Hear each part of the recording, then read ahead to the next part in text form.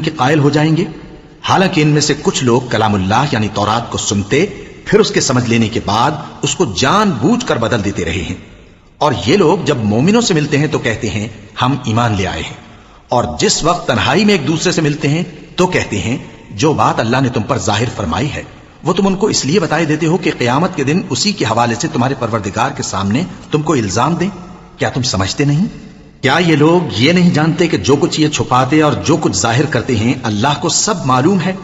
اور بعض ان میں ان پڑھ ہیں کہ اپنی آرزوؤں کے سوا اللہ کی کتاب سے واقف ہی نہیں، اور وہ صرف اٹکل سے کام لیتے ہیں۔